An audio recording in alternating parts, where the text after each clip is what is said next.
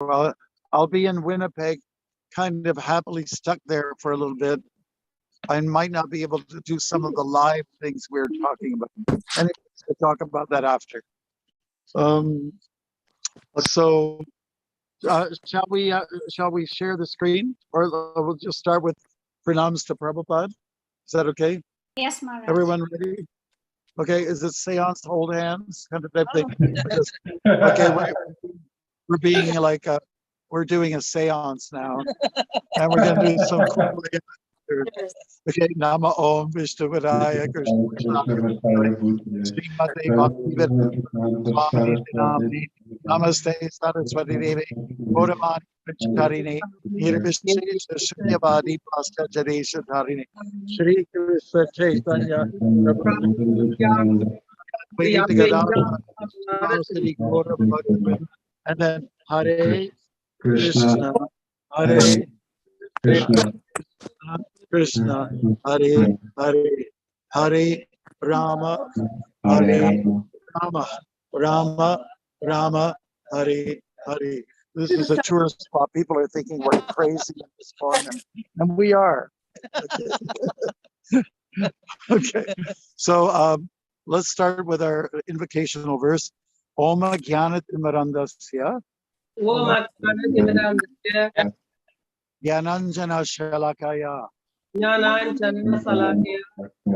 Chakshurumilitanjena Tasmai Shri Gurave Namaha. I was born in the darkest ignorance, and my spiritual master opened my eyes. I offer my respectful obeisance unto him. I offer my respectful obeisance to him. Srila Prabhupada ki. Jai. Yeah.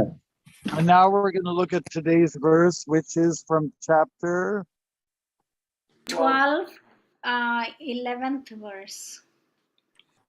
Which verse? 11. 11, 12, 11. Okay, and I'll try to make it big here. Ahaitad apya shakta si kartu mad yogam asritaha sarva karma phala chagam tata kuru yathat mavan. Translation.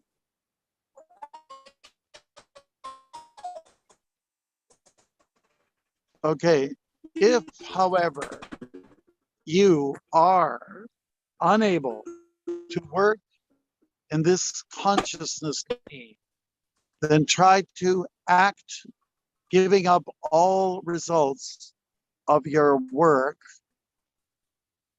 and try to be self-situated. Okay, great. Now, would any of you like to read the? I guess anybody over there can start. Mike, It's not a long purport. Michael, would you like to Michael, read? go ahead. Sure.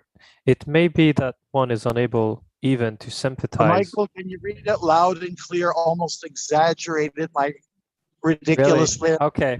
Open your mouth. It may because be we're that, outside and we need to hear. Okay, tell me if you can hear it. It may be that one is unable to sympathize with the activities of Krishna consciousness because of social, familiar, or religious considerations, or because of some impediments. If one attaches himself directly to the activities of Krishna consciousness, there may be objections from family members or so many other difficulties. For one who has such a problem, it is advised that he sacrifice the accumulated result of his activities to some good cause. Such procedures are described in the Vedic rules. There are many descriptions of sacrifices and special functions for the full moon day, and there is special work in which the result of one's previous action may be applied. Thus, one may gradually become elevated to the state of knowledge. It is also found that when one is not even interested in the activities of Krishna consciousness gives charity to some hospital or some other social institution, he gives up the hard-earned result of his activities. That is also recommended here because by the practice of giving up the fruits of one's activities, one is sure to purify his mind gradually, and in that purified stage of mind, one becomes able to understand Krishna consciousness. Of course, Krishna consciousness is not dependent on any other experience because Krishna consciousness itself can purify one's mind, but if there are impediments to accepting Krishna consciousness, one may try to give up the results of his actions. In that respect, social service, community service, national service, sacrifice for one's country, etc., may be accepted so that someday one may come to the stage of pure devotional service to the Supreme Lord. In the Bhagavad-Gita 18:46, we find it is stated, Yatat pravratir bhutanam. If one decides to sacrifice for the supreme cause, even if he does not know that the supreme cause is Krishna, he will come gradually to understand that Krishna is the supreme cause by the sacrificial method. Okay, that's it.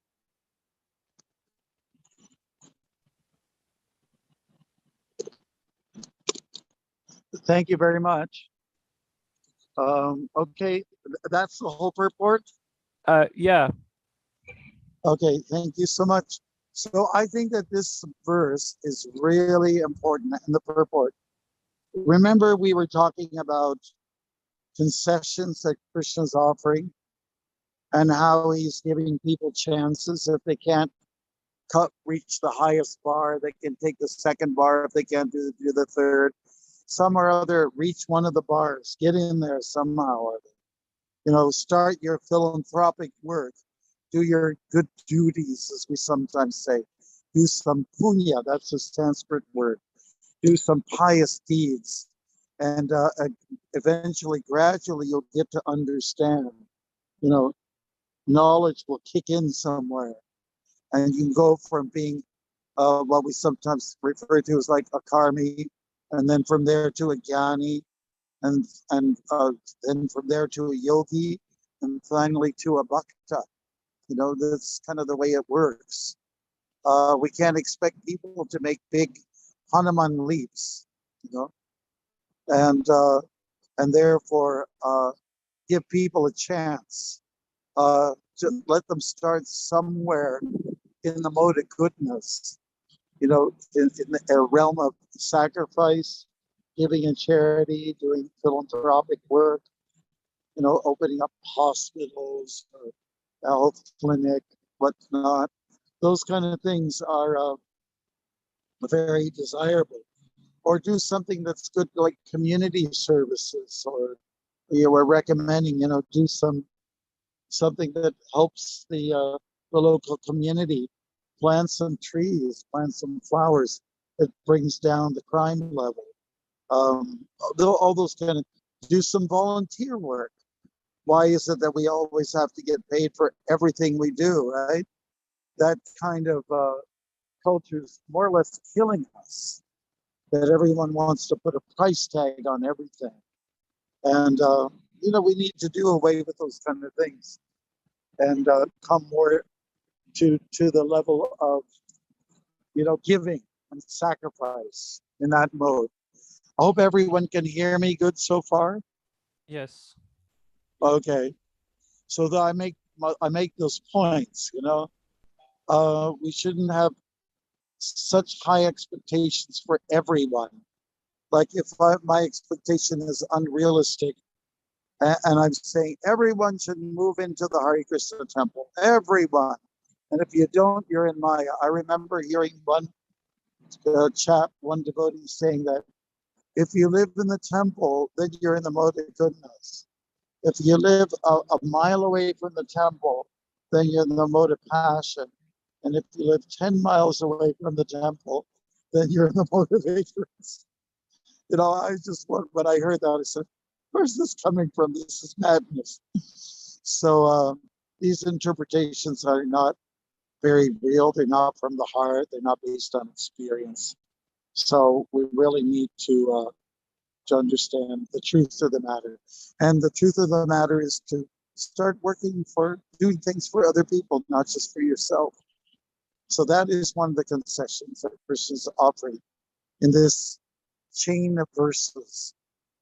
And, you know, I mean, Srila Prabhupada stating here pretty clearly in the purport that sometimes family and other social considerations have to be there, that you can't necessarily do everything you want to do, you know? I mean, I've heard of people, they love Krishna, they want to be with Krishna, and they kind of hide their little Krishna consciousness. And they might just chant their beads under the blankets at night. You know, sometimes it has to be like that. You know? I know that in a particular couple, you know, one of the members, they like their Krishna consciousness, and their spouse didn't like it, so I suggested, why don't you just do some japa? You would like to do japa? Do it outside. Go for a walk. You don't have to be in everyone's face. And that makes it worse for them. They get offensive. Oh, I hate that Krishna consciousness. They're changing you, are you? Why do you always have to be in our face with that stuff? So we don't have to be belligerent. We don't have to be nonsense devotees. But it'll be nice, sweet devotees, like, you know, dripping like honey or molasses. Those are the kinds of devotees we should be, right? We don't want to be obnoxious. I remember an article came out in the newspaper. This was from Australia. And, you know, we heard about everything that was going on every day, even before computers came out. But in Australia, there was you know, the headlines were Hare Krishna is nuisance. And there was some reference to them being on the street, making too much noise or blocking the path of the pedestrians. We don't need to do any of those things. We can be known as nice people. You know, you can chant on the grass. You don't have to stand in front of someone and be arrogant and think, we have the answer. You don't have the answer. You're all going to Kumbhipaka. You're all going to hell because you're not Krishna. You got hair. You should have a shaven head. We had such strange attitudes. It was funny, I was thinking about it the other day. There was, in the early days, it was we were middle class, mostly Caucasian devoted people joining the temples. And anybody who came from India, this is when the immigration was kind of low, it hadn't really picked up yet. Anybody who came from India, we knew they liked Krishna, so we labeled them as their life members. They weren't really devotees. You couldn't, even if they chanted on their beads, well, they're life members because they come from India, their skin is different. There was so many prejudices, you know? Or like you say, somebody's wearing white, like this dude here is wearing white. Oh, he's less. Not very renowned. He's down the scale, you know. He's well, you know, he was wearing saffron, now he's wearing white. He went down the scale, but actually the Shastras and the culture has it that if you, first of all, you are a brahmachari, you might wear some kind of color other than white, but eventually you wear another color. You may come back to the saffron later on. So you keep climbing, and the role of grahasta is more evolved in a way from the brahmachari, because this is the second stage. How are you? How's it going? Hello. I'm in a French part of the country. I forget I have to speak French here. Okay, so anyways, prejudices are there, and we got to get out of that. And if someone can't do full-time Krishna consciousness, what can you do? I remember when the first year I joined, and there was this really sincere chap. He had a drinking problem, but he loved Krishna. And he loved Prashadam, and he loved devotee association. We always encouraged him. We never considered him that he was less. We just considered okay, he has a weakness, and hopefully you'll get out of it, you know. And that's the right spirit. That's the right mentality. Everyone, you know, should have a chance. And like we're here in the Atlantic provinces, we're going to go to a place called St. Andrews in New Brunswick. And there the high tide comes up and the low tide. And when the high tide comes up, the first boat that is the furthest away or furthest away out into the ocean, he comes up first. And the last boat near the shore will be up last. But the point is we can't say that boat is more advanced. All the boats are going to come up because of the high tide. And by the way, they have the highest tide in the world here. So we're in a real touristy kind of place. It's really wonderful, actually. So everyone is welcome. Everyone, old folks, young folks, babies, everyone has a chance.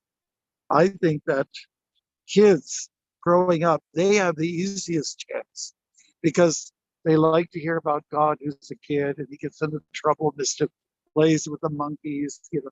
They run up trees, they imitate peacocks and everything. So kids love Krishna. They do. And they like to give things to him. And older folks love Krishna too for different reasons. Maybe the philosophy that Krishna's expounding on. Some of the people that may have the hardest times are those where the senses are wild and the hormones are exploding like it's 4th of July. You know, so they may have the hardest time with Krishna. But you know, it doesn't matter. Everyone can rise up to the occasion. It's just we have to give everyone a chance, just like the old Beatles song, "Give peace a chance," right? So give everyone a chance, and animals too. When animals are loved and caressed, they also will reciprocate with that love. They'll get back to you. Some of the most terrifying creatures that have been known to, like even sharks, I've seen footage of people petting sharks, my God, or crocodiles. I just can't.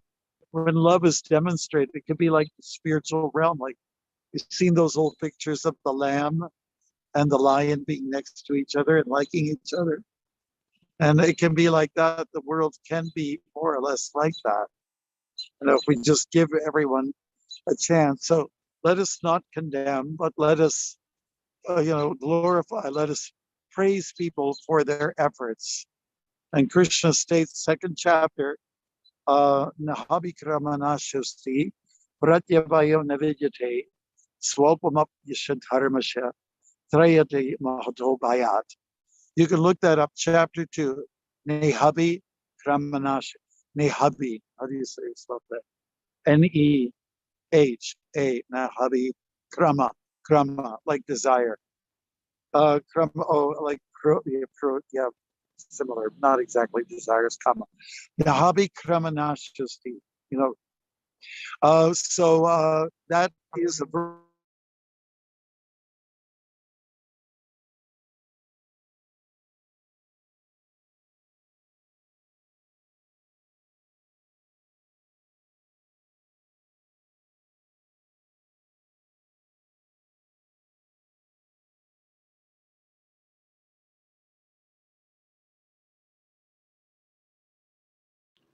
Maharaj, can you hear us? Okay, we cannot hear you.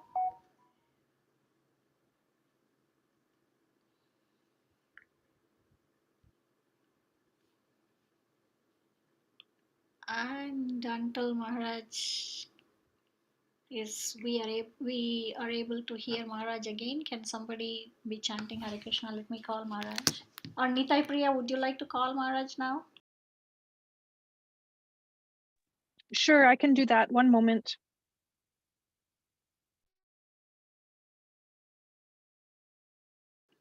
Somebody please chant Hare Krishna in the meantime. Hare Krishna, Krishna Krishna, Hare Hare, Hare Rama, Rama Rama, Hare Hare. Hare Krishna, Krishna Krishna, Hare Hare, Hare Rama, Rama Rama, Hare Hare. Hare Krishna, Krishna Krishna, Looks Hare like Hare. his phone. Sorry, Prabhu. It looks like his phone is it just went straight to voicemail. So I don't know. Maybe he lost the signal. Maybe his phone died. Yeah, Okay. All right. I'll keep trying and keep you posted. Okay. Hare Krishna, Krishna Krishna, Hare Hare. Hare Rama, Rama Rama, Hare Hare. Hare Krishna, Krishna Krishna, Hare Hare. Hare Rama, Rama Rama, Hare Hare. Hare Krishna, Krishna Krishna, Hare Hare. Hare Rama, Rama Rama, Hare Hare. Hare Krishna, Krishna, Krishna Krishna Krishna, Krishna, Hare Hare.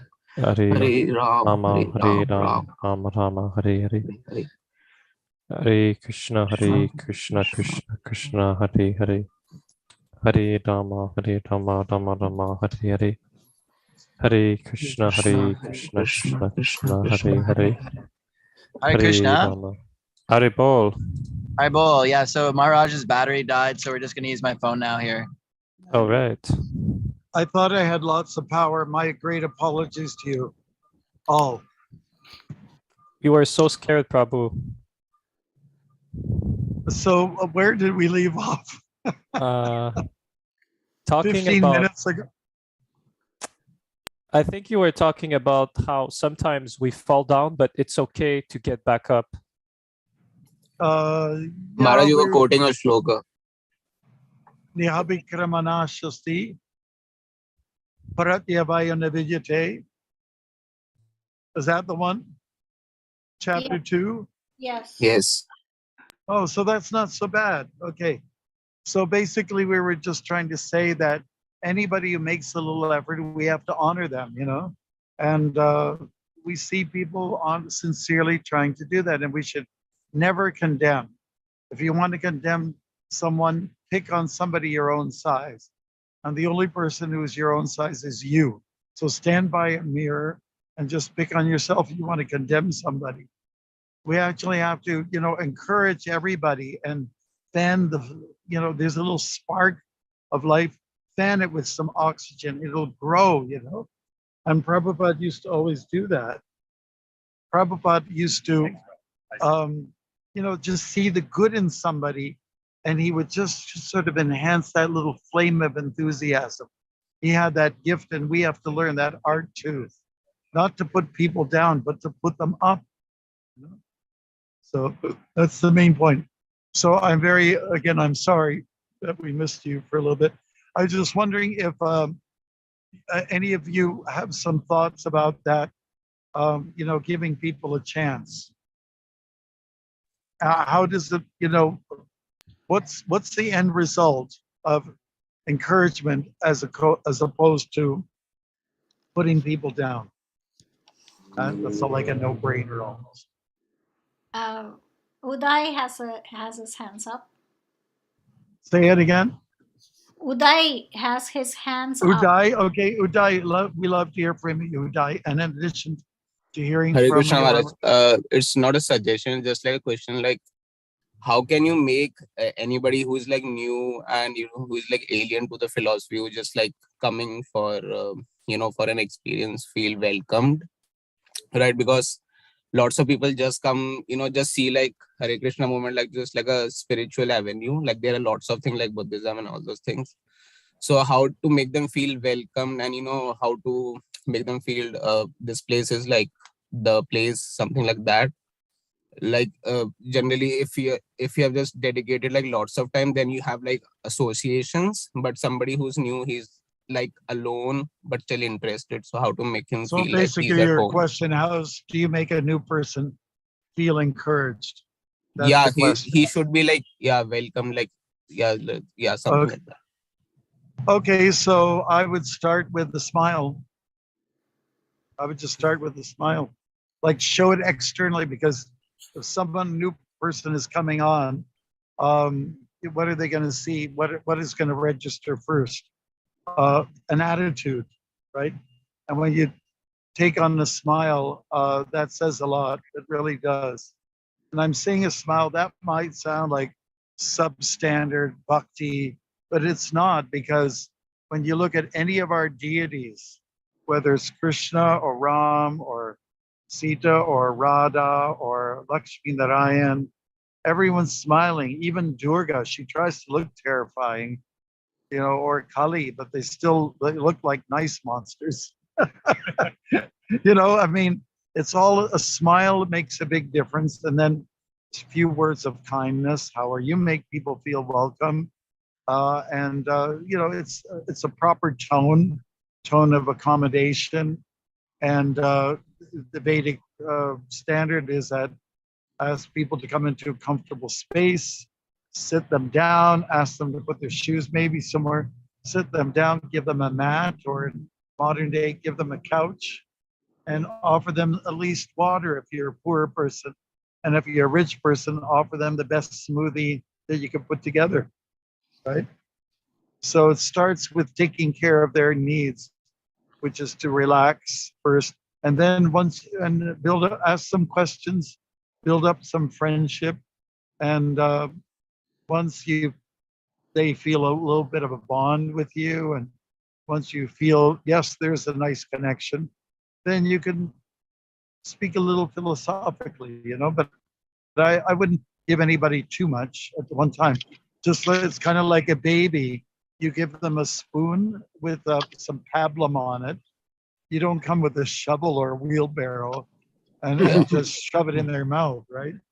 You have to just take a little droplets of nectar to people and don't say too much in the beginning, because you'll scare them away. So those are some tips. Hare Krishna. Thank you. Befriend them. Don't try to be condescending. Don't try to think, I'm a guru. I've been chanting Hare Krishna for 50 years. I come from the Nityananda Vangsha, and our ancestry has been doing it for 500 years. Who are you? You don't know anything. So I'm going to do all the talking. You don't say anything, because I'm above you. You don't want to do that. If you want to destroy people's chances for spiritual life, then you just be arrogant, proud, conceited. All the 6 qualities are listed there in the 16th chapter of the Gita. What is a demon? Harsh, arrogant, conceited, proud, etc. So look at the first 3 verses from chapter 16 and just apply those qualities, and you're going to be okay. You've got the formula that will work. Okay, great. Yes. We've got Adikarta here driving in Cleveland. Nice. Thank you. Is that okay, Uday? Yes, Maharaj. Hare Krishna Maharaj, Okay. how are you? I am. Is this Arjun, I think? No, it's Adikarta. How are you, Maharaj? Adikarta. Yes, Adikarta. I'm doing just fine. Thank you, Where Adikarta. are you at? Do you have anything? Do you have something to offer us in terms of give some tips on how to deal with new people? Because you're a sociable kind of person. You're the kind of person that everybody wants to come and hug. when I meet people that are asking me what's that symbol on your forehead? I always tell them What's the symbol on your of, forehead? Yeah, what's the symbol on your forehead? Oh, it's the symbol of God. Why would you do that? Oh, it's like a crucifix, like you seen tattoos? They're like, yeah, you got a tattoo? Yeah, right here. Look, check this out. Oh, that's nice. Yeah. How much did you spend on that? How much you spend on that? Oh, that's nice. Well, see, this right here represents God. And I try to perfect it every day. Why do you do that? Nice. And so I just try to make it seem, try to identify with them to a certain level. Don't go too far. But try to identify. You like vegetables? Yes. You like fruit? You like sunshine? We do kirtan. You want to come sing? You don't sing. No, I don't. Not for money, but I do. Right. That's very nice. I was just wondering if we could make this as interactive as possible. Just any of you who analyzed Adikarta's explanation of the tilak, what would you say? He was trying to win people over, win their favor, and get them to warm up to Krishna. So what techniques did he use? Can anybody say? You can unmute anybody. Go ahead. Communication, I suppose, and also, how do you say that? Dynamics, he gets his point across. He was dynamic, yeah. Yeah.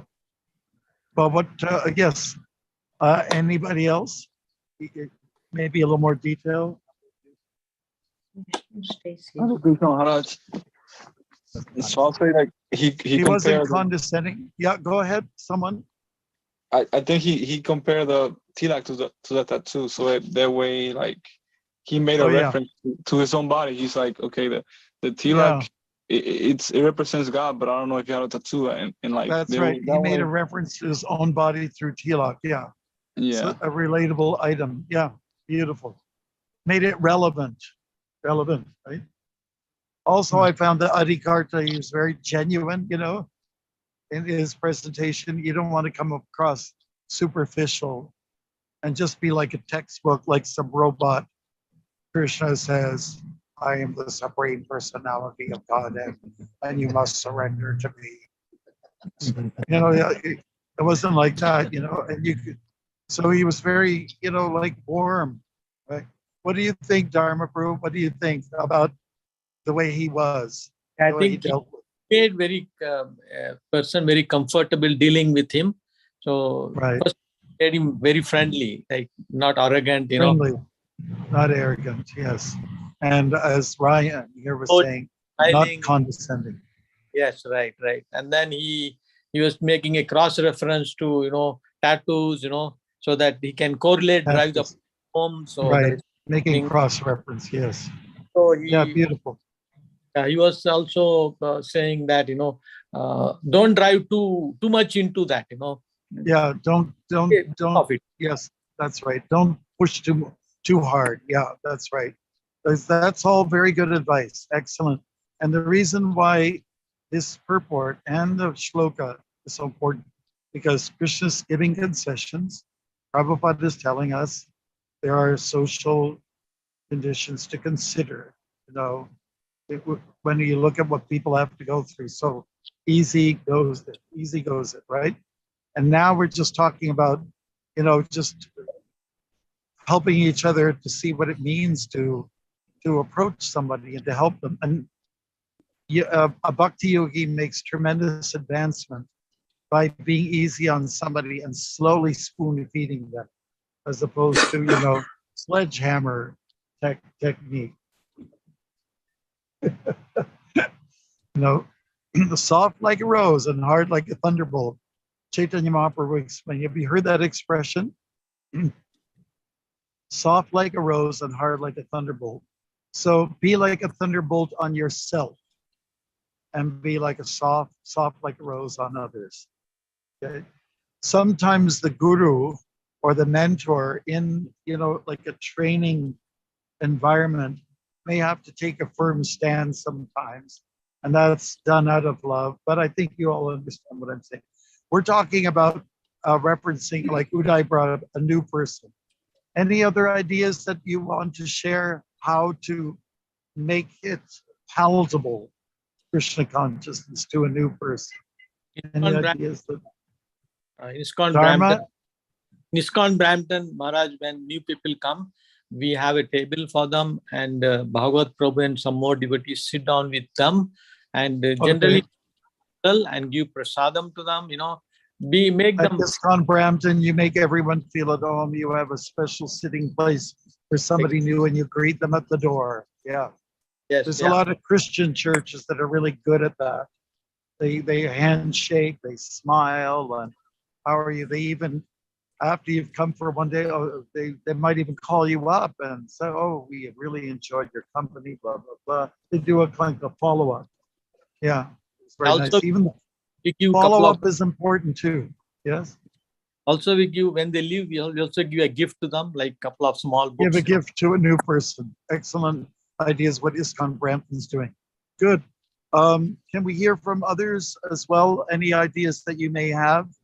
Because I know we're talking about common sense things, and sometimes I see people they don't use common sense, but when they get into like some spiritual training and they become kind of zombie-like, like they almost lose their qualities a little bit, and they lose their good rationale, and so no, that's why I'm bringing it up. So Uday, you got your hand up again.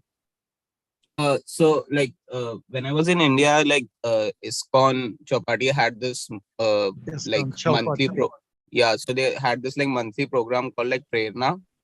So it was like for our youth oriented, and it was related, not like it was like an intersection between Krishna consciousness, spirituality, and material life. So in that way, like people would find, the students would find like related to coming to those programs, because they were like talking about lots of things, like how to schedule things, how to like achieve things, and how to inculcate bhakti yoga and spirituality in your life. So you're saying in Chowpatty, ISKCON Chowpatty and other places, we know that so it's they like, have programs for newcomers. It's not like it's not necessarily ABCs or Krishna consciousness 101 right off the bat. You might have other avenues or ways to draw people in, such as yoga classes and things like that. Very good. Great. Anybody else like to share a little bit their ideas? What is it exactly that you what do you mean by common sense? Like, what do you want us to share exactly? Because I missed the point. Common sense. Well, sometimes we find people when they're a little bit new and neophyte, they sometimes speak like a textbook, like a robot, a zombie. And says, I'm doing it. I'm saying everything bona fide. All I'm saying to you is be yourself, be natural, and use common sense. Don't just take everything blindly. Try to absorb the Shastra, like speak from the heart and make sense to people. I wouldn't tell people right off the bat that they didn't go to the moon, for instance.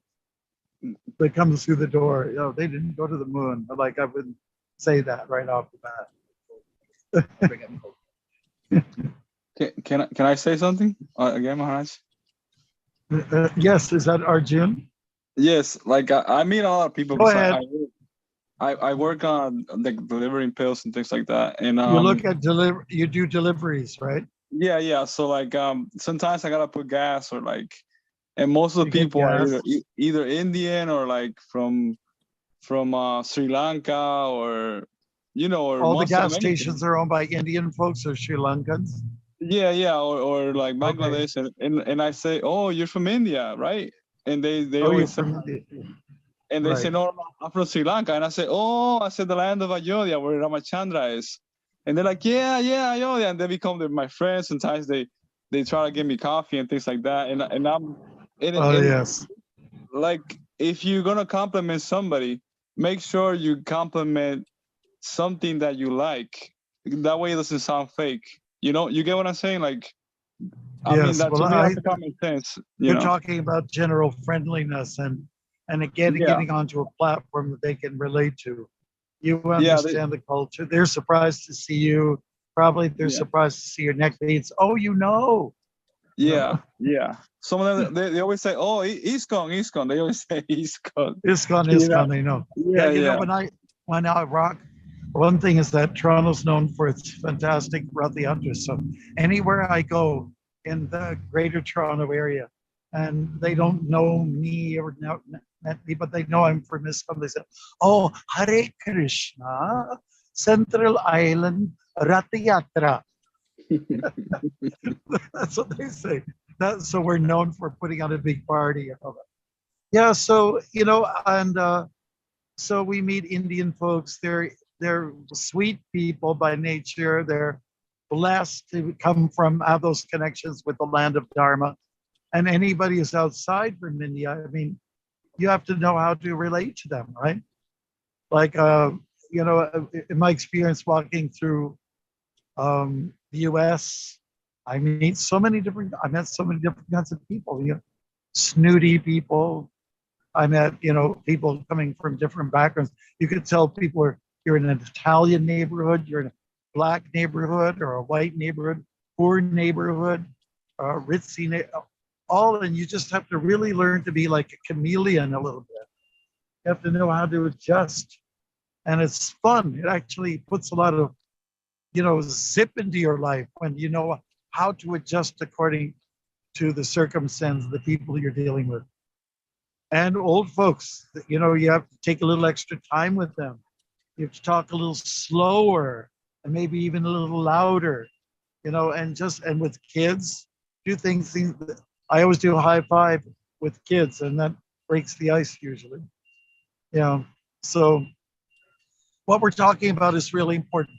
We'd also like to hear from other people, like maybe Nitai Priya or Krishna Shanti or Gaura Chandra. He usually has something to say, but he hasn't done yet today. Vasant, anybody who's out there, we want to hear what are your techniques, how you can make people feel comfortable with Krishna. Because again, the verse, this is called the chapter's devotional service, and we're talking about the concessions that Krishna gives.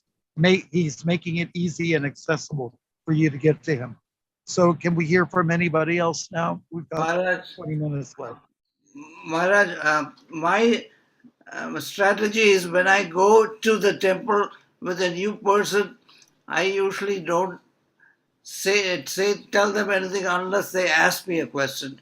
Okay. I just let them know. They can just observe. Don't tell them anything until they ask. Yeah. And I'm surprised because you're such a sociable person. But yeah, it is a technique. In other words, you want to let them, see the sights, hear the sounds, take in the smells, and let them observe. And then there's going to be a moment when, okay, I've got all that in now. What's next? And then you jump in like some kind of ape, some chimpanzee. Here I am. I'm going to, don't scare them. That's not what I'm saying. Just, give them the next phase, right? What do you think about that? Yeah, slow. Sleep in there like Hanuman. I'm at your service. That's a better example than a chimpanzee. Good. Anybody else has something to offer? Moksha Leela, we like to hear from you. Yeah, go ahead. Who is it? This is Nitai Priya. Nita, and I'll have to call you a little later on. Yes, Nitai Priya, give us some of your experience. You have a lot of I find you just really have to read the person. It's really great to read the person. Some people need a factual, logical approach. Some people need a humorous approach. Yes. Some people need a boisterous approach. Some people need a shy approach. Some people need 1 word. Some people need 200 words. You just have to kind of really pray to help you understand a person's nature and what will be the best way for you to connect with them. And again, the motive, like you said, shouldn't be about shoving, figuring out who they are in order to shove something down their throat, but just always leave them with a good taste. For me, like in my life, that's pretty much the most important thing. And sometimes leaving a good taste in someone's mouth, this might be a 40-year development of me nurturing a relationship with someone so that when it's the time for their death, they die with a good taste for Krishna consciousness, so that in the next life, they will become a devotee, or some other auspicious thing will happen. Whereas that moment you push too fast, that gives a person a bad taste, and it's a disservice to them because it slows down their progression, and it might be a few more lifetimes before they're able to kind of get that taste back again. Because when the person is guilty, the person is guilty who didn't approach it properly. Exactly. So we like what you said. Try to read the person a little bit and try to understand a little bit where they're coming from. I mean, that takes some time, some expertise and knowing the human psychology, the human behavior. But yeah, we should really try to, because in our movement, we're always dealing with people. We're not hermits living in a cave. That's not Chaitanya Mahaprabhu's program. He was out and about. Yeah, he was. Yeah, so good points, very good points. Yes. Yeah, so look at who you've got. Always look at your audience, if you want to call it audience, that may be, and just try to understand what they need. Yeah. Good. Excellent. Bravo. Anybody else like to say something that we didn't hear from everyone yet? We'd like to hear from everyone. Hare Krishna Maharaj, Vasanta. Vasanta, yes. Yeah, usually I find that if you let the other person talk about their belief first, and then they are usually more receptive when you tell them about your, so they feel that you are accepting them and not just shoving things down their throat without listening to their ideas. So. Okay, so it's good to hear them and not just be the one talking. Good, fantastic. Anybody else? Thank you. One thing that, actually, go ahead. Oh, sorry, Prabhu. So Maharaj,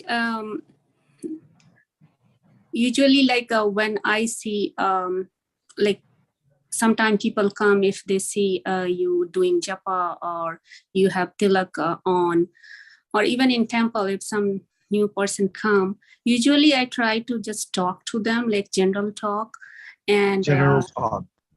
Just general like how are you doing, where are you living, I mean, yeah, keep it small talk. Yeah, very basic thing, and then they feel little comfortable and then open up what they want and then try to give them help them or support them. Like just one example, last Sunday one couple came in the temple. Last Sunday a couple came. Mm-hmm. Yeah, and they were very new and I asked them, where do you live? I'm seeing you first time. And they said, yeah, I'm new to the country. And it took me 1.5 hours in a bus to come to temple. So I tried to help them. Oh, where do you live? I can find the ride for you so that, you can come. And they feel so comfortable. Mm-hmm. And they thank me so much. Oh, you Hare Krishna people are so friendly, so nice. So I said, that's what I feel like. If they are comfortable, then they feel okay. They are nice people. They feel like, okay, welcoming. And then they come forward. And then we can tell them what they can do or how they can involve more in the I think your main point is make everyone feel totally relaxed, at home, comfortable, and then they'll just have a good experience. Yes, very good. Thank you. And thank you for doing that service that you did last Sunday. Anybody else? Gunam or Gaura Chandra? Any words of wisdom coming from the wise? Just like Bhagavad-Gita has an invitational approach, that Krishna is so accommodating. So I really try to be very accommodating. Yes. Yes, and you do have that very friendly side. So it's Krishna's accommodating, and we should also be accommodating. Yes, most definitely. Yeah, that's right. Good. Yeah, and I was just thinking when Moksha Leela was talking, be a little bit sensitive about the questions you ask people.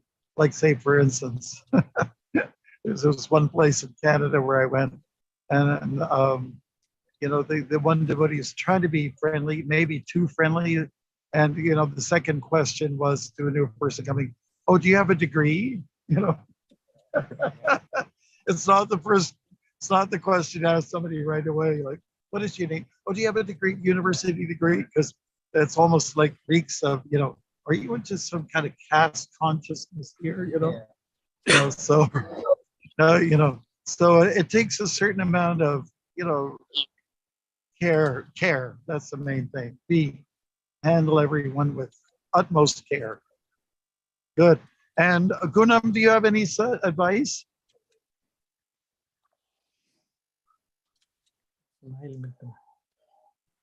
Oh, you're on mute. You got to unmute yourself. I think that's the worst thing to tell a new person. Just go like, a new person comes in, you just go.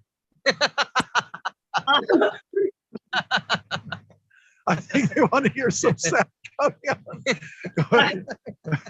Okay, good. Go. Hare Krishna Maharaj. Yeah, go ahead. Go ahead. Yeah, Krishna consciousness, mind is very pure. The mind has to be very pure. Yeah, Krishna consciousness. Yeah, that's true. But At the same time, mind must be pure, for sure, 100%. But one also has to implement human skills, people skills. All devotees should develop people skills because we're dealing with people all the time, unless if you want to just talk to ants all day long. You know, we really are there for human beings more than anything else. And the skills have to be there, you know.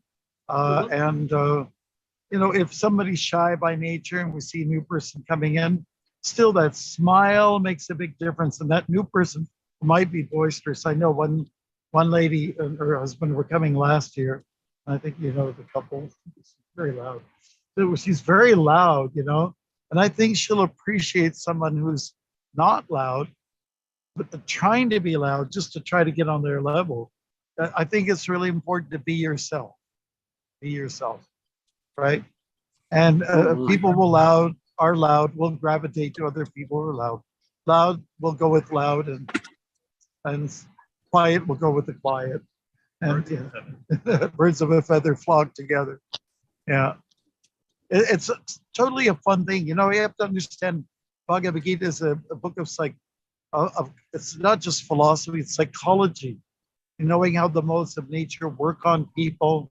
And so you get a chance to exercise this psychological power through being just a nice, warm, welcoming devotee. So it's not, the Bhagavad-Gita is not just a textbook, it's not just a book. In fact, when Krishna spoke, it wasn't even a book. It was God communicating with his devotee. It wasn't a book. They didn't have written material in those days. It was starting to come. So it was a song. It was a song that reached the heart of Arjuna. So we have to remember that. And when we're distributing books, it's not that you're distributing books. You're giving a song. You're singing a song. You know, a song that everyone should like. So that's good. I think we went through good exercise. Anybody that we didn't hear from just yet? I'm going through the whole. Manasi Ganga, would you like to say something? Hare Krishna Maharaj. I just thought of, you just said whenever we see new people, just smile. Smile, yeah, it's important. And you know, another thing, technique, this is for Uday, another technique that comes to my mind, have some food. When Prabhupada was Tompkins Square Park, there's nothing more simple than an apple. When people tell the Adam and Eve story, they always throw an apple out there, but they weren't in a part of the world where there are apples. It was probably mangoes or bananas or something. But Prabhupada, someone would bring him an apple and he cut it and it was considered prasadam. And he brought it to everyone and the hippies and the beatniks of the time and the new immigrants all living there together, like just were feeling that there's something blessed. I'm getting blessed food, and it meant a lot to them. So having food available is really important. You know, it's just some finger food, you know, just something there is really, we suggested water, but food is also good. Give them a little gift, a little card, a little reminder, picture, anything. These are the things that make people happy. In fact, we were at Grand Falls and I met two guys from Niagara Falls that came to visit. And I wanted to give them a card and I didn't have any in my pocket. And I felt so bad. I felt like falling into the falls. I felt so creepy and guilty that why am I not prepared to meet people? So if I do hear that I'm at the end of at the bottom of falls somewhere, it means I forgot to have my card with me. All right. So anybody else now that didn't have a chance? Maharaj, can I add one more thing, please, Maharaj? Sure. I basically pretty much what you said. Use your common sense and let people know that you are a normal person too. You know. Yeah, that's right. It's either common sense or it's just nonsense. That's all. What do you think? Use common sense or it's nonsense. And also, like you said, the prasadam is always a win-win situation.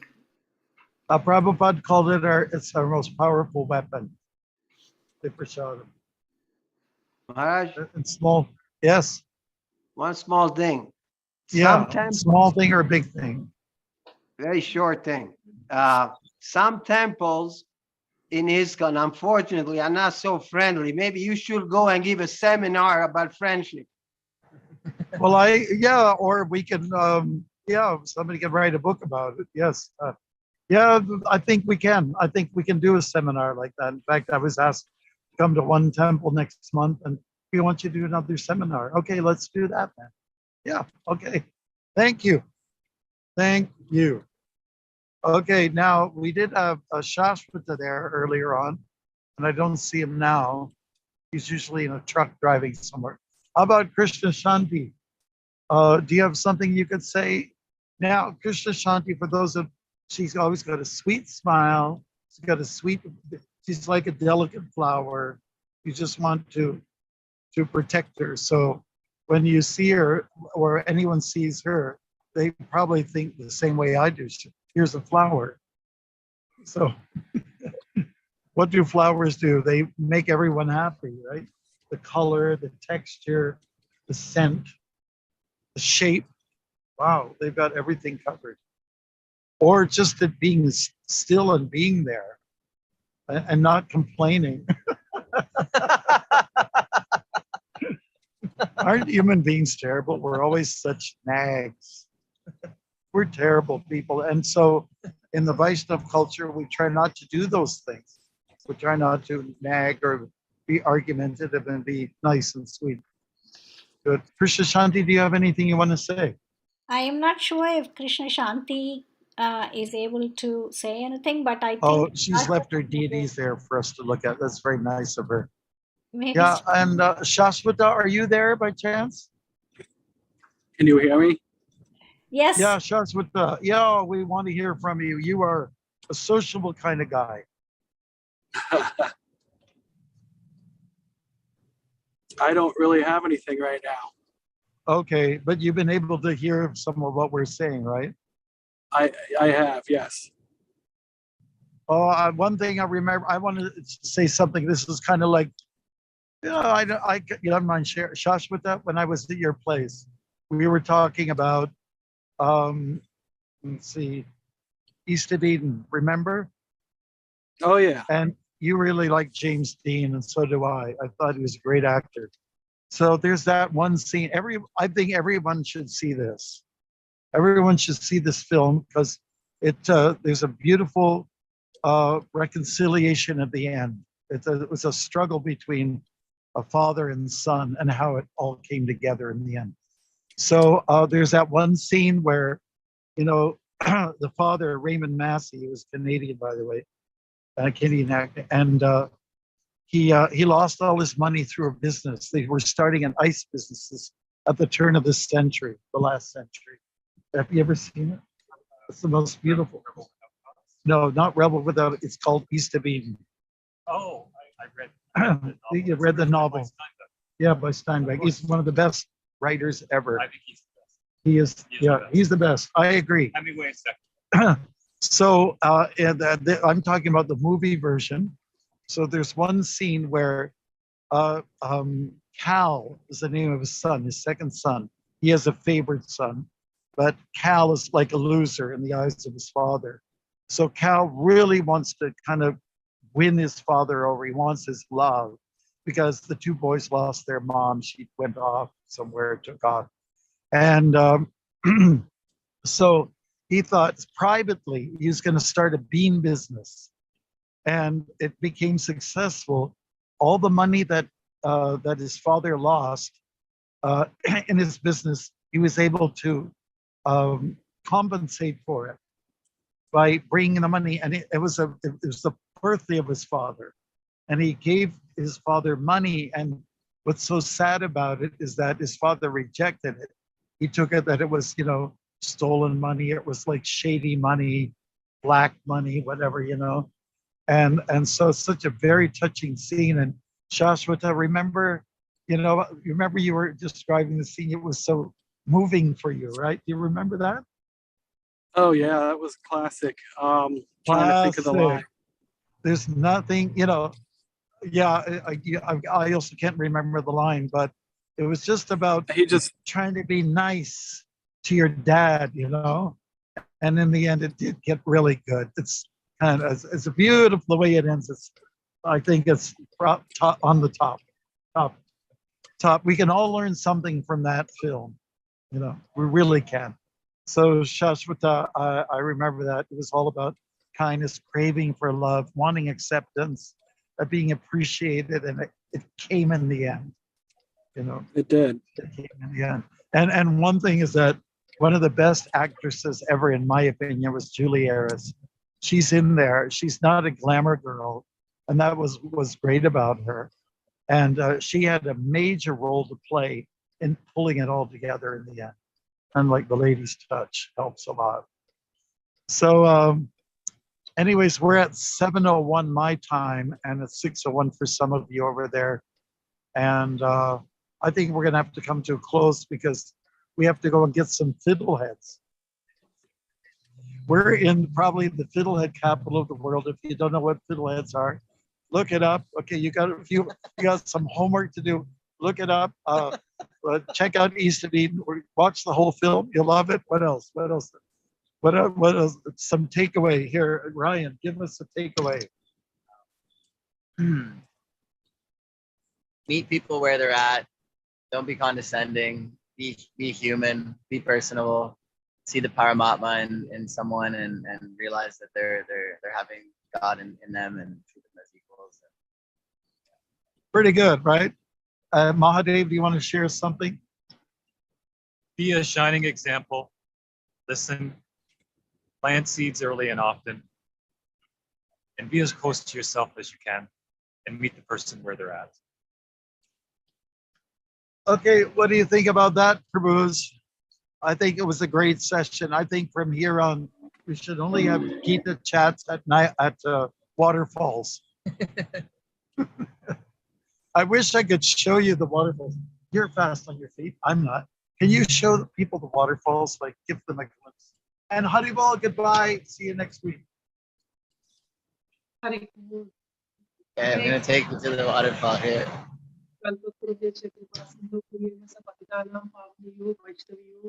Oh, that is beautiful. That was nice. Where is this place? Yeah, where is that at? New Somewhere in Brunswick. Canada where they speak French. Yeah, New Brunswick. New Brunswick. Ah, okay. Oh. New Brunswick.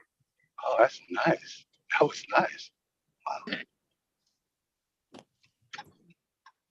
Somewhere you said in French area. Yeah, that is beautiful. It's beautiful.